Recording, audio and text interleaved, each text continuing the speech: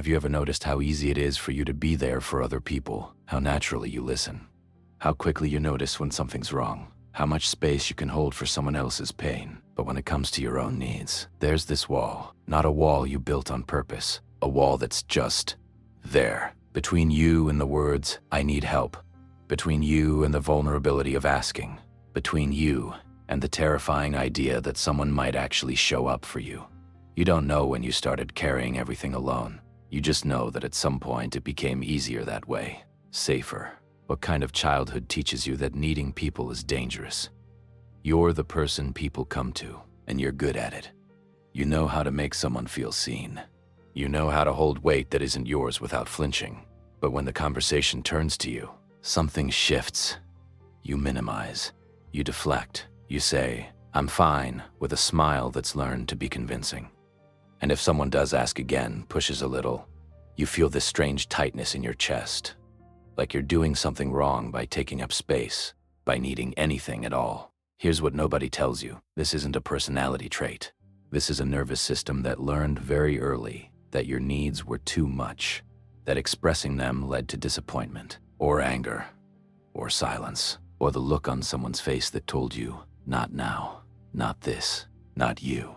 So you stopped. Not consciously, not dramatically. You just learned to stop reaching, to stop asking, to stop hoping someone would notice without you having to say anything. Because maybe, somewhere deep down, you learned that love came with conditions.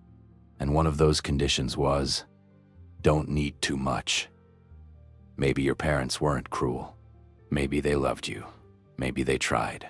But maybe they were also overwhelmed, or distracted, or dealing with their own unprocessed pain. Maybe they were emotionally unavailable in ways that weren't obvious, in ways that left no bruises, no proof. Just this quiet absence. You learned to read the room before you entered it. You learned to gauge moods, to anticipate needs, to make yourself small enough to not be a burden. You became fluent in other people's emotions because yours weren't safe to express, or maybe you had a sibling who needed more. Maybe you watched your parents pour everything into someone else's crisis, and you decided, without words, that your job was to be easy, to be the one who didn't add to the weight. Or maybe you asked once, reached out once, needed something once, and the response you got, or didn't get, taught you more than any lecture ever could. It taught you that needing is risky, so you became independent, self-sufficient, proud of how little you required, and everyone praised you for it. You're so mature, so low maintenance, so strong, and you wore that like armor. But underneath, there was a child who learned that connection was conditional. That love was something you earned by not asking for too much. So now, as an adult, you do everything alone. You carry your stress in silence.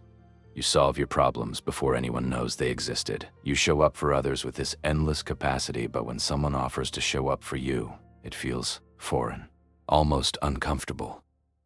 Because you don't know how to receive. You don't know how to let someone see you when you're not okay, when you're not strong, when you're just human. And the strangest part, you don't even feel angry about it. You've never thought I deserved better. You've just accepted it as fact. This is who you are, someone who doesn't need. But here's the truth. You do need. You always did. You just learned to bury it so deep that it started to feel like strength. Psychology doesn't call this independence. It calls it self-protection. It's what happens when a child's nervous system realizes that vulnerability doesn't lead to comfort. It leads to more aloneness. So the system adapts. It builds walls. It learns to self-soothe, to self-regulate, to never reach out first. And that adaptation, it kept you safe. But it's also exhausting. Because underneath all that self-reliance is a part of you that's still waiting. Still hoping, in some quiet corner, that someone will see through the "I'm fine." That someone will notice what you're too afraid to say. That someone will stay, even when you're not easy. This pattern didn't form because you're broken. It formed because you're deeply perceptive. Because you learned faster than most how to navigate a world that didn't always have room for your feelings. But perception is not the same as truth. And the truth is, your needs were never too much. They were just unmet. You don't have to keep doing this. Not because it's wrong, not because you're failing, but because carrying everything alone isn't strength. It's just what you were taught survival looked like. Real strength isn't refusing help. It's letting yourself be seen, even when every instinct tells you to hide. It's saying, "I'm not okay," even though your voice shakes. It's allowing someone to show up for you, even though it feels unbearably vulnerable. And yes, it will feel strange. At first, uncomfortable, like you're doing something you're not supposed to, because for so long, you weren't supposed to. Your childhood taught you that needing was dangerous, that asking was selfish, that love was something you had to earn by being easy. But that was never true. Needing people isn't weakness. It's human. And the people who are worth keeping in your life, they won't see your needs as a burden. They'll see them as an invitation, a sign that you trust them enough to let them in. You didn't choose this. You didn't wake up one day and decide to become someone who handles everything alone. You adapted. You survived. You became exactly what you needed to be in order to feel safe in a world that didn't always make space for you. And that deserves compassion. Not shame, not judgment, not pressure to suddenly change. Just compassion. Maybe you needed to read this. Maybe you needed someone to say it out loud. What happened to you wasn't your fault, and the way you learned to cope wasn't wrong. But you don't have to keep living in that pattern. You don't have to keep pretending you're fine when you're not. You don't have to keep earning love by needing nothing.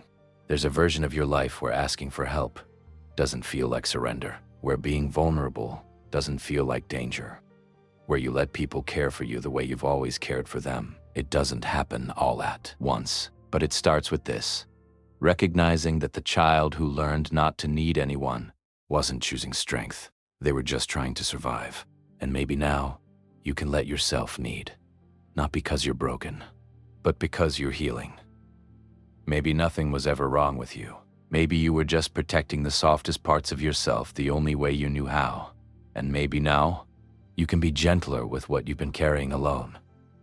If this resonated with something you've been carrying, you're not alone in it. I make videos like this, about the things we feel but rarely say out loud, about the patterns we inherited, about the parts of ourselves we're still learning to understand. If that's something you need right now, I'll be here.